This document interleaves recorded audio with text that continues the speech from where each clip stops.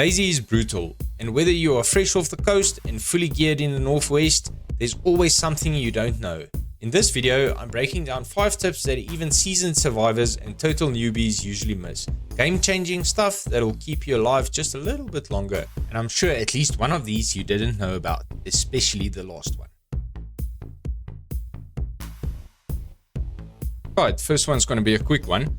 So let's say for instance you have slugs and buckshot in your inventory and you're unsure which one is going to load in as soon as you hold down R.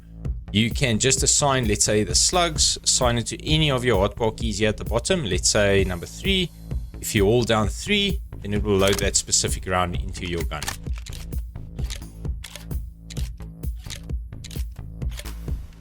Easy as that. Oh, and by the way, here's a bonus tip. There is stuff spawning on top of the ATC, as you can see here, which a lot of people did not know about. Right, so for this one, at any fire station, you can actually take a barrel. If you did not know this, you can actually place it here behind this door. Nobody will know about it. If you say choose placement, just go in carefully. Place it down there. And if you look at a certain angle, you can actually see it, open it, and then add some stuff, whatever you need inside there. And you can just close it again. And that's including at this fire station at the ATC. That's actually nice for if you get into gunfights and you need to stash some quick loot. Just drop it back in there, and your buddies can run back and get their loot back.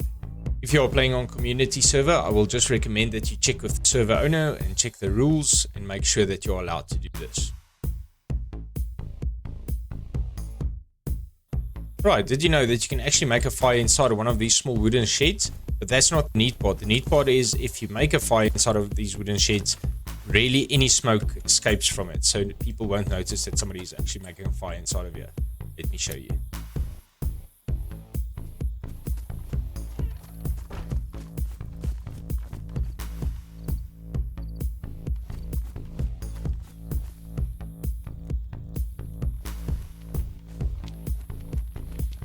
So let's compare that to a fireplace that you light on the outside.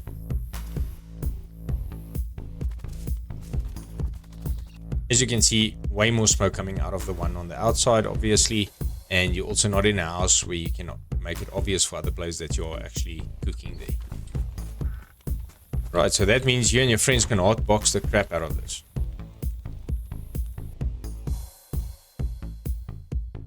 Right, next one is something I don't see a lot of people do anymore. So first thing we need is a cow.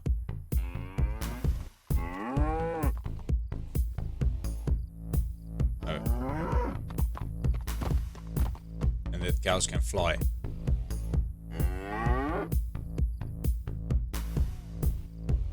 Alright, let's get the cow. Right, then we skin the cow.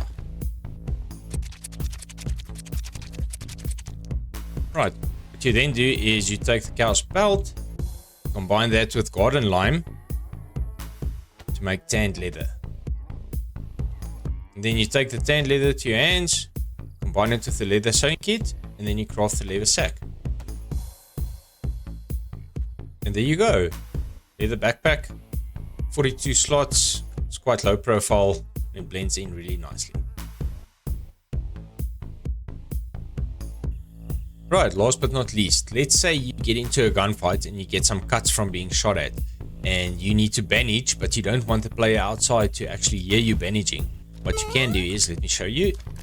Let's get a cut.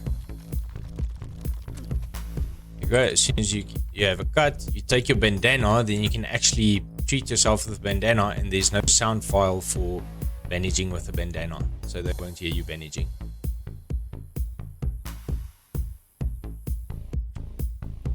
And that's it, guys. So there's 5 tips for you. I'm sure at least one of them you did not know about. Anyway, thank you for watching. I'll see you next time. Cheers.